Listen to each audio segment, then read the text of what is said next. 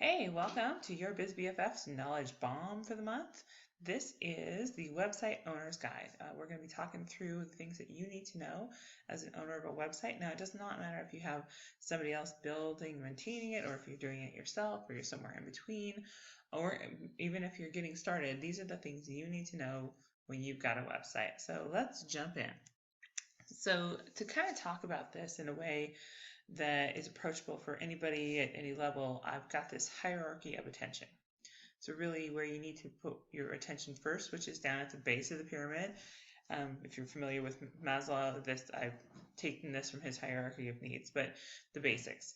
You need to cover the basics first, then the contribution of your site contribution, then you can move into performance and analysis, marketing, and then the top of the pyramid is optimization, where you really are fine-tuning what your site's doing. So don't worry where you're at on this hierarchy. Just if you are somewhere in the basics, then put it on your list to make sure that you've got the basics covered this month, and then next month, work the next level of the pyramid. But this is kind of how I see it, as just a graduating scale, because there's a ton of things going on with your website. So we'll just start with the basics and move from there. So if you have a website, you need to have backups.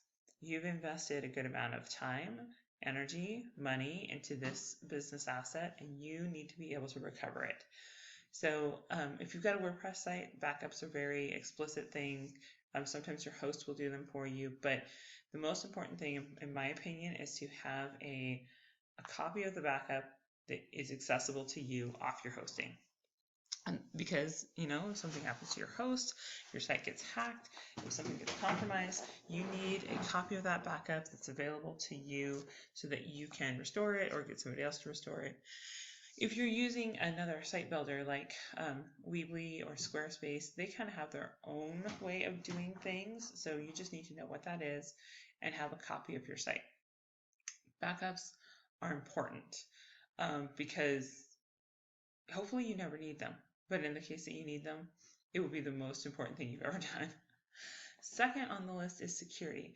Again, if you've got a hosted platform like Weebly or Squarespace or some other builder where you're just paying a monthly fee and it includes the hosting and the site builder together, then they're taking care of security for you from a large site perspective. However, you want to make sure that your forms are spam proof, that you're not getting a bunch of spam from your forms. And you also want to make sure that you are using a strong password for your login so that nobody could guess your login and log into your site. WordPress owners, this is the next level thing for security, because 1 out of every 4 sites on the internet is powered by WordPress, which makes it a very large target for hackers. And so you need to make sure that your site is properly secured with a security plugin that's properly configured. You're limiting logins. There's a whole litany of things that goes along with this, but this is very important to keep your site healthy and running, and your visitors safe. Because if somebody hacks your site, yeah, it really sucks for you as a business. But when people come to your site, they may be getting infected or having an awful experience, so you don't want that security. Next on the list is updates. Every piece of software needs to be updated regularly.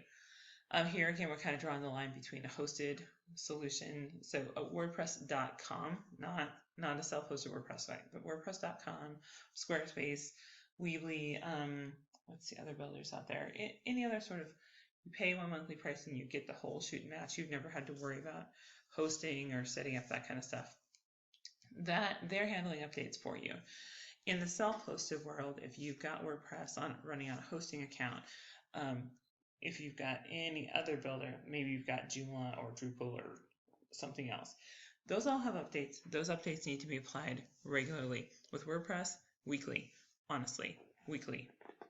You need to be in there making sure that everything's updated. Updates nowadays with WordPress are less likely to break things, but you still will need to go review your site and make sure that nothing wonky happened when you do updates. So that's another piece. And then finally, as a website owner, whether you're doing the work or whether somebody else is doing the work, you need to make sure you have access to your site. Maybe you're not using it on a regular basis because you've got somebody in there who's doing this stuff for you. Super. But if the day came where that person won the lottery or fell off the face of the earth or was moving to do something else, you need to have that direct access to your website and the hosting. So very specifically, you need access to wherever your domain is hosted. Typically that domain was purchased somewhere, Namecheap, GoDaddy, Google Domains. You need to have access, the login, to go access the domain settings from where it was purchased. And then the second is your hosting account. So wherever you're hosted, you need to be able to access that, not just the WordPress dashboard if you're using WordPress, but really the hosting access. Now, again, if you're not worried about a hosting account because you're on a builder like Squarespace, then you just need access to your Squarespace account and access to your domain. But these things are critical for just the foundational health of any website. And of course, as we've discussed, they vary to degrees. So go check that out. So we're moving on from the basics to the contribution of the site. So when you have a website, you need to be able to answer these items. 1, what is the role of the website in your business? Now, every website may have a different role. Some people use websites as lead generation. Some people have an e-commerce site. So obviously the role of the website is to contribute to revenue of your business. Some people have a website that's really there to reinforce their expertise, to be a place where people go to verify someone's credentials or what they're about or just the brand after talking to them. Whatever the role of your website is, you need to be really clear about it so that when it comes down to, oh, hey, there's this new feature or someone's offering this new service or you're considering what to do next with your website, you need to be able to come back to this core question of what's the role of your website, so it's very clear about what you should be doing or not doing with the website. Then for any website with any objective, you need to also be able to go to your homepage and without scrolling, so that's quote unquote above the fold, be able to answer these 3 questions. What is this? I can't even tell you how many websites I land on, and I don't even know what it is without like scrolling down or clicking around the whole 9 yards. You need to communicate to your audience the second they land on your site what it is and who is it for, so that people can immediately be like, yes, that's me, I'm in, or no, I'm not a aspiring juggler, I'm out, whatever it is. And then 3, what is the return on attention for the site visitor? In order to draw them in order to deliver the value that your site has to offer, you need to be telling them what their return on attention is. Because honestly, there's a lot of things that they could be doing with their time on the internet. There's social media, there's BuzzFeed quizzes to be taken, there's a ton of stuff out there. What's their return on attention?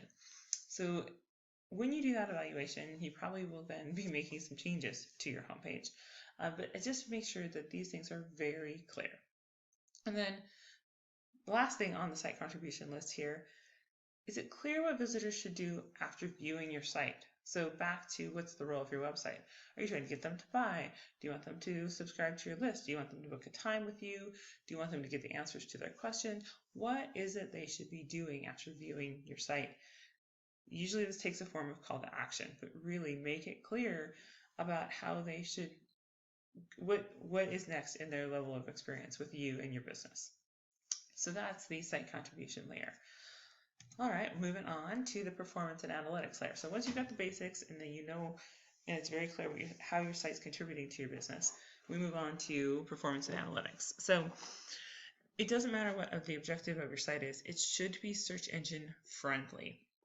That is getting a little technical. It's usually on the non-visible side of the site where the formatting of your data. If you look underneath the hood, how things are set up from an HTML standpoint, what kind of tags are being used. There's a whole litany of things that need to be done from a structural perspective to make your site search engine friendly. That is, make it easy for Google to know what your site's about and consume the information. From a WordPress site perspective, there's lots of SEO plugins. Yoast SEO and All-in-One SEO are sort of the top 2 plugins there. And what they do is they go through and just basically automatically put in this formatting for you and then give you access to fill in additional information if you want for each page. That's pretty easy. If you are on a Builder, Squarespace, Weebly, those types of things, you may want to look at, get into the help article about search engine friendliness, understand what other additional work you need to be doing to make sure that your site information is correct there. Most of these have done a pretty good job of making their structure search engine friendly, but you need to be aware of this and have actively understood that your site is search engine friendly. Next, site load speed. Again, we kind of have two. If you are Squarespace, Weebly, web.com, those sort of things, you don't have a whole lot of control over your site load speed, but you should at least know what it is. So I'll put some sites where you can go to check your site load speed. This impacts visitors. If you pull up on your mobile phone and try to go to somebody's site, if it's not loading in like a second, you're out. I'm sure you've experienced this. So it's important for visitors, the audience that's coming to your site. It's also important for search engines. This is a ranking factor when it comes to Google, because Google knows that people aren't going to wait around and they want to serve up quick and relevant results. So understanding how quickly your site loads is important. So you need to check that and be aware. If you are on a hosted platform, an all-inclusive platform, there may be some tweaks you can make. There's not a lot you can do. If you're on a WordPress self-hosted, or one of those other Weebly, you have a lot more control and impact over your site load speed, and it will come down to, you could have a plugin that's really slowing things down. Your theme could really slowing things down. There's lots of optimizations. Speed optimization is a whole shoot match on its own. But if you go to like one of those websites I've listed in the resource document here, check your site load speed, and you're loading really anything over 2 or 3 seconds, you might engage a professional to just help you, because it's an important factor.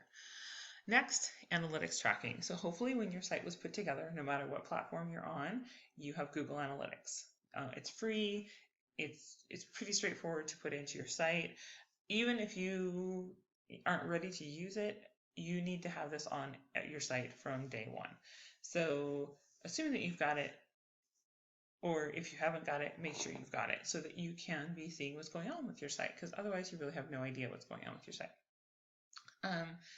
The other pieces of analytics, so Google Analytics is really good for overall data collection. If you have a landing page or a specific place on your site that you want to understand better how people are interacting with it, there's some other tools like Lucky Orange or Hotjar.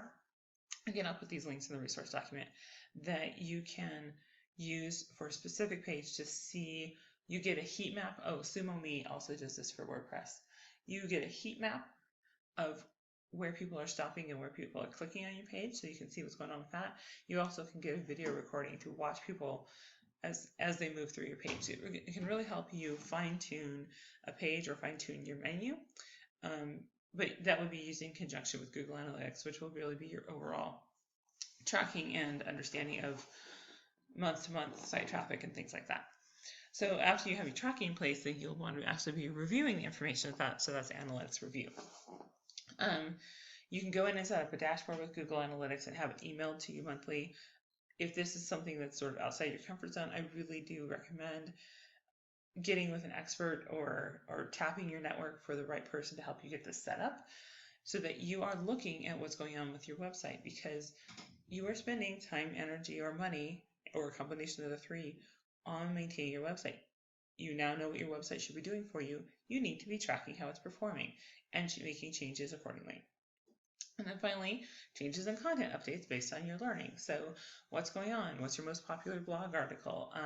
What's your most popular page? Are people never clicking on the thing you think they should be clicking on? So maybe you need to change the wording or the placement of the button, things like that. So here's where you start to really understand where the rubber meets the road. How's your site doing? So next, we've got 2 tiers of marketing. The first tier is sort of the absolute basics. All of these things must be done. 1, list your website on literally everything. I mean, absolutely 100%, literally everything. Business cards, flyers, your email signature, like everything that you do, your website should be on it. That's just ground zero there. Next, Google Search Console. So this used to be called Webmaster Tools. Basically, it's a service from Google where you can go sign up for free and then you can submit your website sitemap. This is important because, yes, Google would eventually get around to crawling your site. But here, you can be aware of what Google sees as errors on your site, any broken links, 404 pages, other information like that. Google Search Console will give you that information. So you need to go sign up for Google Search Console and submit your sitemap. Then Google Business Listing. So this used to be called Google Plus Pages. I think it's had a couple other names. This is the important place to have a Google Business Listing because if you're a local business, this is how you show up on that map when people search for stuff in your area. If you don't have a local business or a brick and mortar, this is also important because when people search for you, this is one more data point Google uses to see if you're relevant. So make sure you've got your Google Business Listing. Reviews. When you have a Google Business Listing or Yelp or Facebook page or other thing, ask people to review you. You know, if someone has used your service and really liked it, reviews are another way that you can build up the equity of your website, essentially. So have people review you. On your website itself, put out links to related sites. If there are resources or other experts in your field or podcasts you've done or any other podcasts you listen to, books you like to read, any other relevant information you should link out to because Google will see that you are more relevant when you are connected to other sources that are in the same topic areas. So I'm not saying just do this for search engine. Do it for your users, your audience also. It will have double benefits. So only do things that make sense, but using links out to related sites is a good thing. Then getting links back to your site from other related sites. So this is where guest posting can be a great thing. This is where being on somebody else's directory of service providers or doing other interviews and stuff and linking back to your website, that's also good. And then, of course, social media. Your Facebook page, your LinkedIn profile, your LinkedIn company page, your Twitter profile, go do what's appropriate for your business from social media and make sure it links back to your website. Okay, the marketing, the second tier. So this is sort of like the more advanced level where we get into content marketing. So depending on what the objective of your website is, it may be appropriate for you to have a blog or do guest blogging or have some sort of routine content creation, a podcast, a video blog. There's a lot of ways that content marketing can take its shape. You decide what's best for you and then go off and be consistent about it. Content marketing can be a great way to drive traffic to your website. Next is search engine optimization. So this is the level above just being search engine friendly. This is actually doing keyword research, understanding what your audience is potentially looking for, and crafting your site and content to really be able to rank well for a search engine. Search engine optimization is a specialty and it's changing all the time. There's lots of good do-it-yourself resources out there, but it's extremely time consuming. It's my opinion that when you're ready for this, you go hire an expert. You can hire an expert to do like a one-time review and give you recommendations. You can go implement all those recommendations. You can hire an expert to be monthly, tweaking and fine-tuning and coming up with recommendations and implementing them. If your business really relies on getting in front of people that are searching for things, monthly search engine optimization is a very valuable tool that you'll get a return on investment on, but it is a specialty. If you want to tackle it yourself, you go right ahead. There's lots of free resources. You're going to spend a lot of time learning. There are some good paid DIY resources out there. I'll include one of those in the list too. But just know that when you learn it, it may change in a month. So just be aware of that. Okay, so then there's pay-per-click advertising. So pay-per-click advertising is an umbrella that I'll put over paid search. So if you want to show up at the top of the Google landing page, Google search results page, or on the side, that's paid search. There's also display network advertising. So that's, I'm sure you've experienced when you've gone looking for something on Amazon and then suddenly you're on somebody else's blog and that item that you wanted from Amazon is showing up as an ad. That's display network. There's several different networks for this pay-per-click advertising. And I think the general feeling is that small businesses shy away from it because they feel like it could be expensive. Yes, an effective ad budget probably starts around $200 to $300, but depending on the industry you're in, you can really get a great return on that investment. Again, this is something that you want to engage an expert on, in my opinion. You can learn it yourself, but experts are going to be making recommendations about your ad content. They're going to be optimizing. There's a bid thing included. So, pay-per-click advertising is complex, but it can be really effective.